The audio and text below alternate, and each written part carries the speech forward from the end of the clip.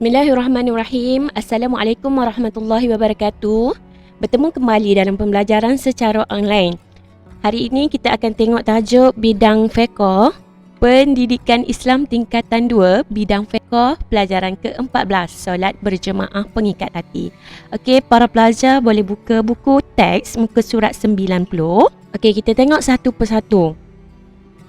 Dalam tajuk solat berjemaah pengikat hati, item yang pertama, maksud dan hukum solat berjemaah. Maksud terbahagi kepada dua, dari segi bahasa dan istilah. Okey, dari segi bahasa, berasal daripada perkataan jamaah yang bermaksud berkumpul. Okey, perkataan jamaah yang bermaksud berkumpul. Manakala dari segi istilah, solat makmum bersama-sama dengan solat imam dengan sekurang-kurangnya seorang imam dan seorang makmum mengikut syarat-syarat tertentu. Hukum. Okey, hukum terbahagi kepada dua. Hukum bagi individu iaitu sunat muakkad. Hukum bagi komuniti masyarakat, fardu kifayah. Okey, seterusnya kita tengok kepada dalil solat berjemaah. Okey, kita tengok firman Allah Subhanahu wa taala.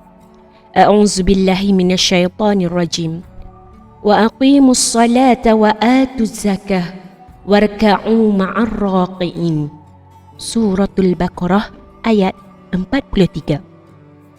Maksud, dan dirikanlah solat dan keluarkanlah zakat dan rukuklah kamu semua, yakni berjemaah bersama-sama dengan orang yang rukuk.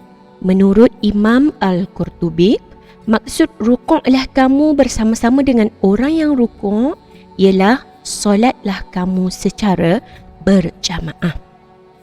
Kita tengok daripada hadis Ibnu Umar radhiyallahu anhuma meriwayatkan bahawa Rasulullah sallallahu alaihi wasallam bersabda, "Salatul jama'ati afdalu min salatil fadh bi 27 darajah."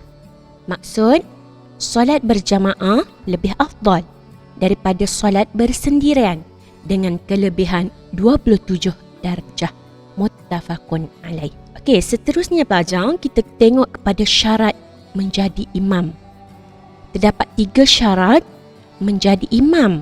Yang pertama, imam boleh membaca Al-Fatihah dengan bacaan yang betul. Yang kedua, imam lelaki bagi semua makmum. Imam perempuan pula hanya boleh jika semua makmum perempuan. Yang ketiga, makmum meyakini sahnya solat imam. Okey, seterusnya kita tengok kepada ciri keutamaan orang yang dipilih sebagai imam. Apabila terdapat 2 orang atau lebih ahli jamaah yang mencukupi syarat imam, maka keutamaan pilihan imam adalah seperti yang berikut. Yang pertama, pemimpin. Yang kedua, imam yang dilantik oleh pemerintah. Yang ketiga, tuan rumah.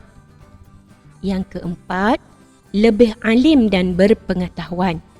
Yang kelima, lebih fasih bacaan Al-Quran. Yang keenam, lebih warak dan soleh. Yang ketujuh, lebih baik akhlaknya. 8, lebih bersih badannya dan kemas pakaiannya. Yang ke-9, lebih merdu suaranya. Yang ke-10, telah berkahwin, dan yang terakhir lebih tua. Okey, murid-murid, kita tengok kedudukan imam dan makmum. Okey, tengok pada gambar yang pertama. Okey, kedudukan imam dan makmum. Jika imam dan seorang makmum yang sama jantina. Okey, yang kedua, sekumpulan makmum lelaki sahaja. Maka murid-murid boleh perhatikan gambar yang disediakan. Kedudukan imam dan makmum. Yang ketiga, okey, para pelajar rujuk kepada gambar yang disediakan yang terdiri daripada kumpulan imam perempuan dan 2 makmum perempuan. Gambar yang keempat, okey, imam dan makmum berbeza jantina.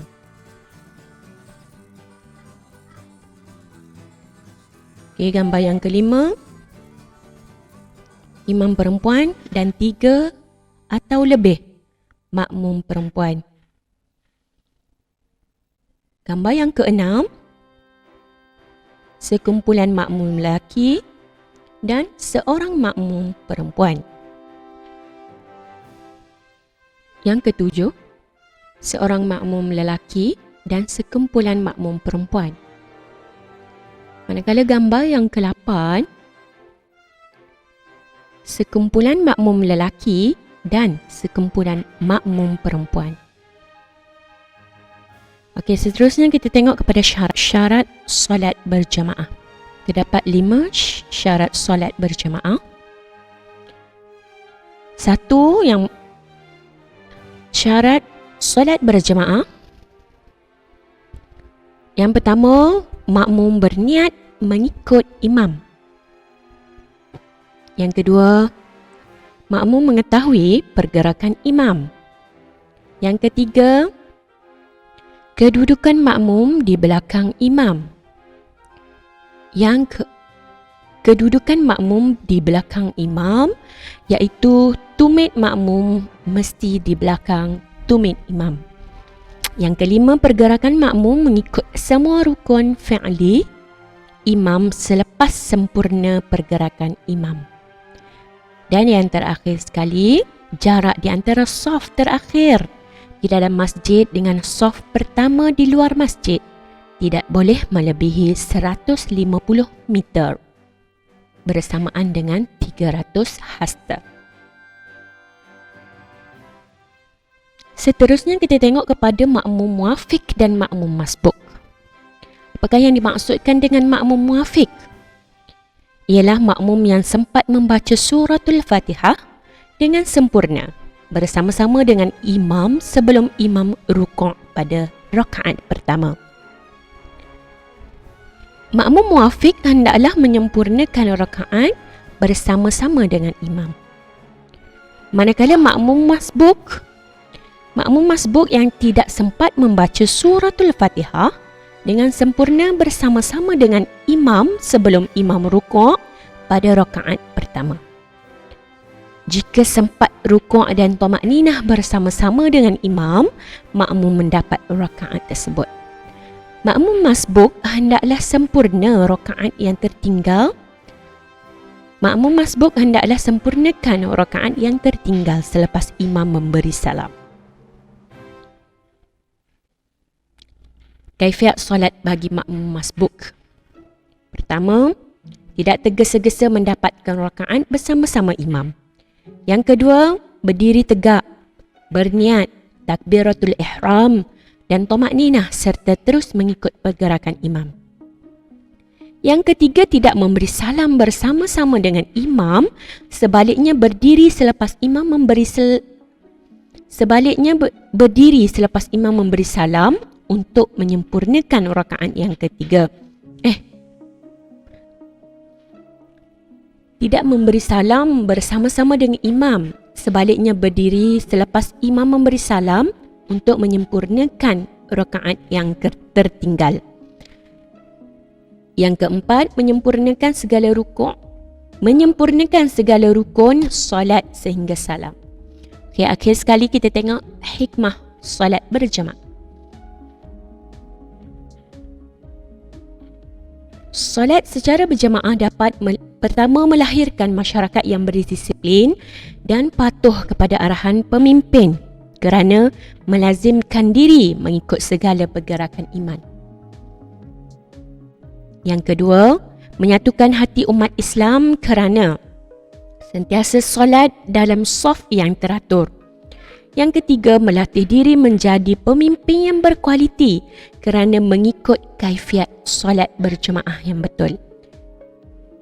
Yang keempat, ganjaran pahala dengan kelebihan 27 kali ganda berbanding solat bersendirian. Yang kelima, menjadikan tubuh badan lebih segar dan bertenaga kerana solat berjemaah menyeimbangkan cas elektrik positif dan negatif dalam badan.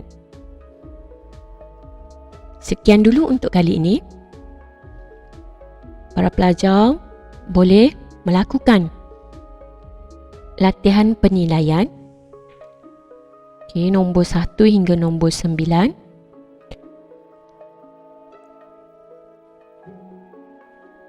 Siapkan dalam lembaran kerja dan boleh hantar kepada ustazah.